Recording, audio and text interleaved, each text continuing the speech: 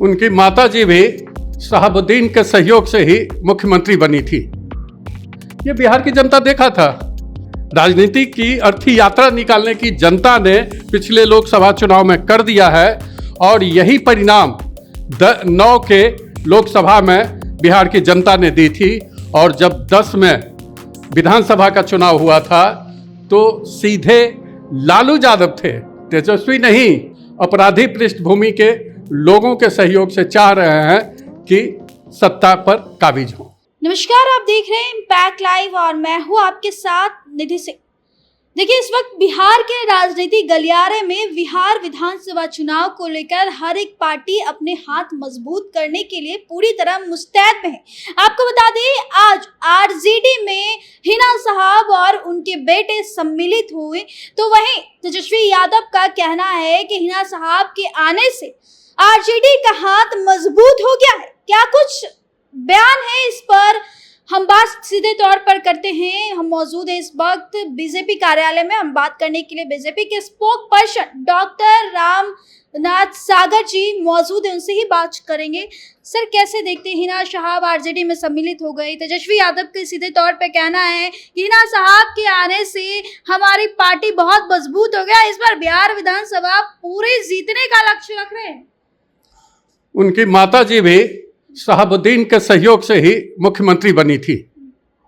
ये बिहार की जनता देखा था। अब अपराधियों के सहयोग से अब जनता का सहयोग नहीं मिलता हुआ देख करके, चूंकि 4 सांसद ही उनकी पार्टी को जिताया है और 4 सांसद वो जो उनकी राजनीतिक अर्थी यात्रा निकलेगी उसका 4 कंधा देने के लिए जनता ने 4 दे दिया है। तो अब कहां से, ये तो देख लिए कि जनता हमारे लिए क्या तैयारी कर दिया है, अर्थी यात्रा की तैयारी कर दी है।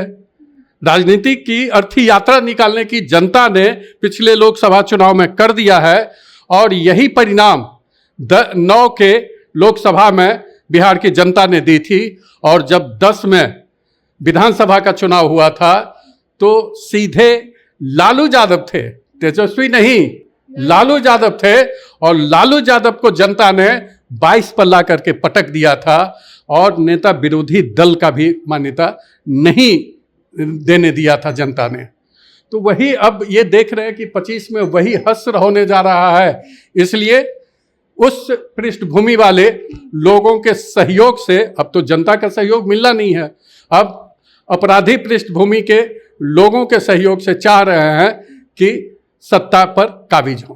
सर, अगर हम बात करें सीपीआई माले की भी, तो उनका भी जबरदस्त प्रदर्शन हो रहा है। आप देख सकते होंगे, यहाँ तक भी आवाजें आ रही है उन लोगों के प्रदर्शन की।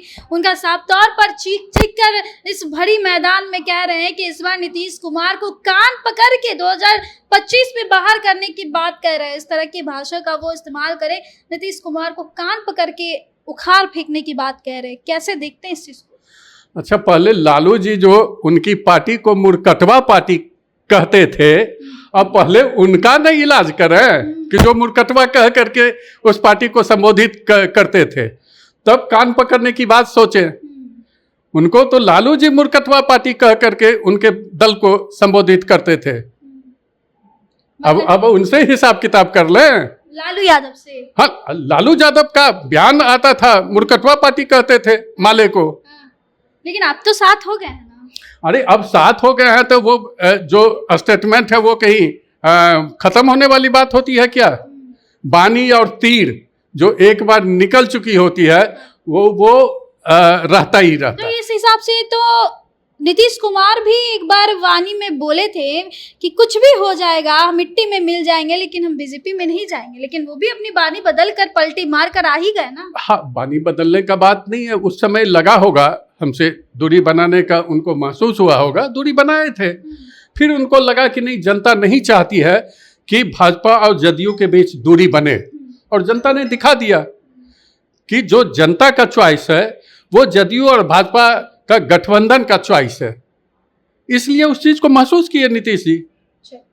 बहुत बहुत धन्यवाद सर हमसे बातचीत करने के लिए। और जैसे कि आप सुन रहे थे, हमारे साथ अभी बातचीत करने के लिए बीजेपी के स्पोक पर्सन डॉक्टर रामनाथ सागर जी मौजूद थे। इनका साफ तौर पर कहना था कि सीपीआई माले, जो कि एक वक्त था लालू प्रसाद यादव, उनके ही बारे में अनाप शनाप शब्द का प्रयोग करते थे और उनकी ही वाणी थी। और आज वह कहते हैं कि बिहार में से नीतीश कुमार को कान पकड़कर हम 2025 में हटाने का काम करेंगे। क्या लगता है दोस्तों? आप सभी हमें कमेंट बॉक्स के माध्यम से अपनी भी प्रतिक्रिया जरूर दीजिएगा। और ऐसे ही देश दुनिया की तमाम खबरों के लिए देखते रहें इम्पैक्ट लाइव न्यूज चैनल। मैं निधि सिंह पटना, कैमरामैन रंजीत राउत के साथ। बहुत बहुत धन्यवाद।